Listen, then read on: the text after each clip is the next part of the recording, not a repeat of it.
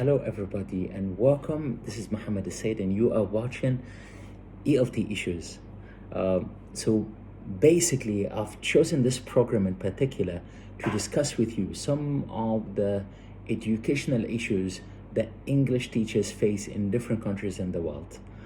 So I will go through some of the books and the scientific research papers that authors and researchers found to be really useful to tackle these issues that English teachers face in different countries in the world.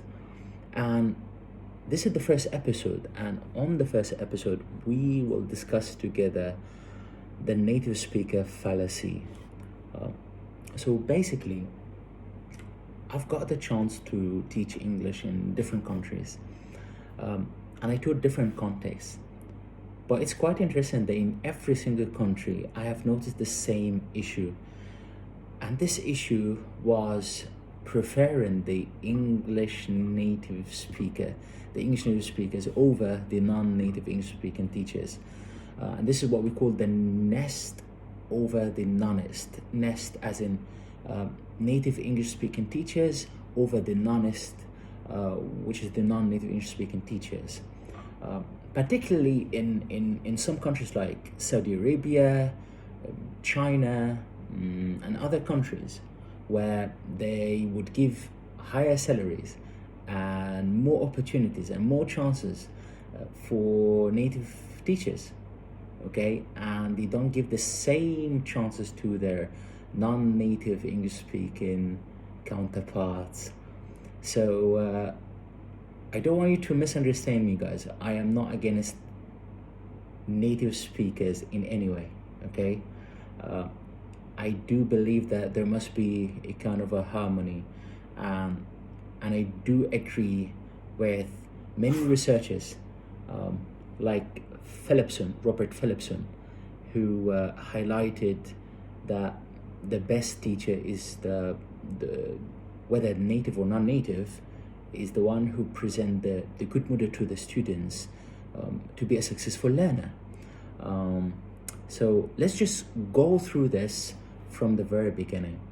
Well, actually, guys, Robert Phillipson, in his book Linguistic Imperialism, has discussed the issue of the native speaker fallacy, and he actually highlighted that many teachers, many recruiters, many students in different countries believe that the ideal English teacher is the native speaker, which is not true, okay? Because native speakers and non-native speakers, they have their own characteristics and they differ. Today I would also like to share with you the Japanese case. So Murahata is one of the Japanese researchers, and in his research paper, he wrote a research paper in 2001 because he wanted to find an answer for the dichotomy between the nest and non-nest in Japan, and whether nests are better than non-nest in Japan, or can we say that they are just different and different characteristics. And he actually noticed that it's very common in Japan that many of the non-native English speaking teachers might experience an imposter syndrome. And what we mean by the imposter syndrome, that they might feel that they're inadequate, they might feel that they are not enough.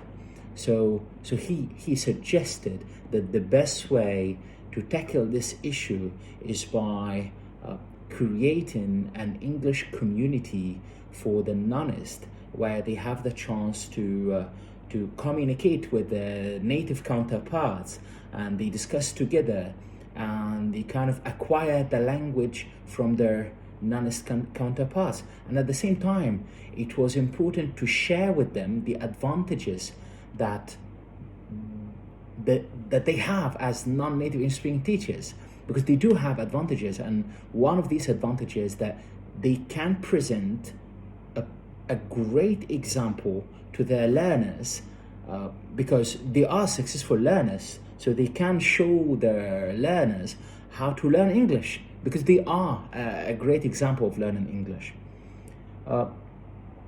Another issue that we can also apply in different contexts, in different countries, is creating this environment where English teachers speak English so they can develop their multilingual identity, where they have the chance to speak English, to communicate in English.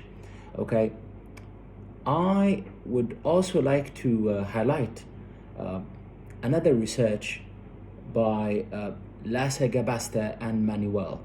So Lassa Gabasta and Manuel discussed in their research paper in 2002, while they were trying to examine a case of 76 undergraduate students to get their perceptions of NNEST and non-NNEST language skills, language systems, and culture in Spain. So this case was mainly in Spain, and they tried to see whether the students favored the native or the non-native English-speaking teachers.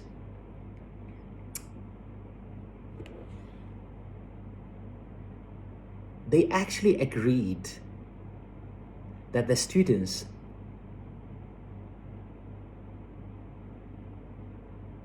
would believe that there is no difference between the native and the non-native in Spain.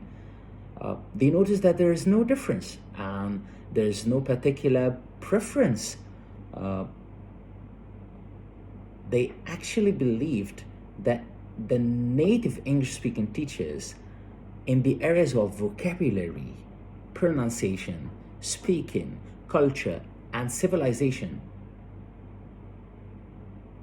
were doing better, were showing a better example of these areas.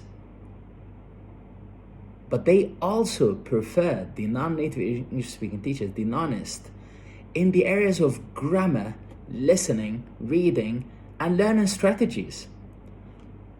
And this actually will show us that native speakers and non-native English speakers, they have differences in their strengths. And if the natives can present more variety of techniques and approaches in the areas where the non-natives are presenting more, they will have a chance to be as good as their non-NNEST. And the same for the NNEST. And this will show us